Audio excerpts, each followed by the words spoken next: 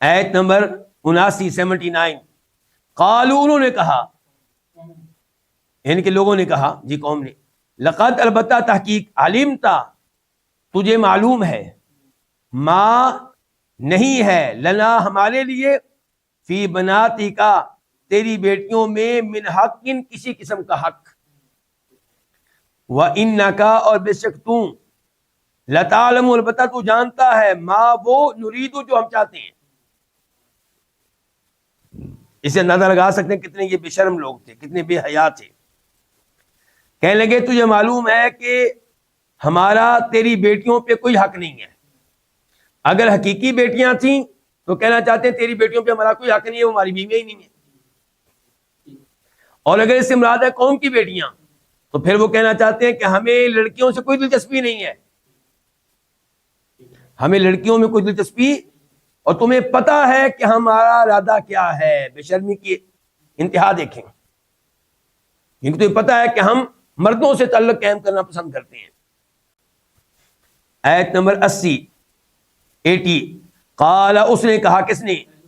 لوط علیہ السلام نے، لو کاش، انا بے شک، لی میرے لیے ہو، لی لام کا معنی کے لیے، اور یا میں میرے، کاش میرے لیے ہو، بکم تمہارے مقابلے میں، تمہارے مقابلے میں، کم تمہارے مقابلہ، تمہارے مقابلے میں، قوتن کوئی قوت، کاش میرے لیے ہو تمہارے مقابلے میں کوئی قوت، او آبی یا میں پناہ لوں، الی رکن شدید کسی مضبوط سہارے کی طرف. رکن سہارا، شدید مضبوط، یعنی کہ لوط علیہ السلام اپنی بے بسی کا اظہار کر رہے ہیں.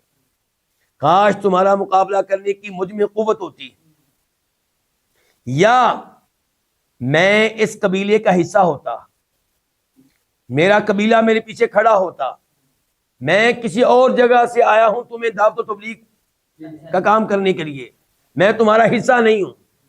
کاش میری قوم ادھر ہوتی، وہ میرا سہارا بنتے، وہ میری مدد کرتے اس مسئلے میں، لیکن میں بے بس ہوں، مجھ میں بھی اتنی قوت نہیں کہ اتنے لوگوں کا مقابلہ کروں، اور میرے پیچھے کھڑی ہونے والی کوئی جماعت بھی نہیں ہے. بے بسی کا اظہار ہے، ایک نبی بے بسی کا اظہار کر رہا ہے. آپ اندازہ لگا سکتے ہیں اس وقت ان کے احساسات کیا ہوں گے. اللہ کا وہ بندہ کتنا پریشان ہوگا اس موقع پہ. ہمارے نبی علیہ الصلوۃ والسلام فرماتے ہیں، یرحم اللہ لوطا لقد کان یأوی الی رکن شدید. اللہ تعالیٰ لوط علیہ السلام پہ رحم کرے، ان کے پاس ایک مضبوط سہارا موجود تھا. اس میں ایک قول یہ ہے کہ اللہ، لیکن اس کا جواب یہ دیا گیا کہ نبی بھی جانتا ہے کہ اللہ تو موجود ہے، لیکن دنیاوی اسباب بھی تو اختیار کرنے ہوتے ہیں نا. اللہ نے ہمیشہ اسباب اختیار کرنے کا حکم دیا ہے.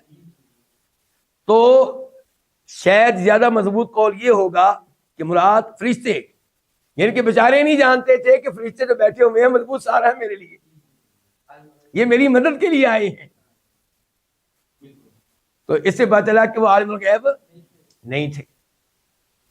اگر اس سہارے سے مراد اللہ تعالیٰ کی ذات ہے تو پھر آپ حدیث کا مطلب یہ ہوگا کہ ان کے ذہن میں یہ نہیں رہا کہ اللہ کا مضبوط سہارا موجود ہے. اور اگر اس سے مراد ہے فرشتے تو پھر مطلب یہ کہ وہ عالم الغیب نہیں تھے، ان کو پتہ نہیں تھا کہ یہ انسان نہیں بیٹھے ہوئے بلکہ فرشتے بیٹھے ہوئے.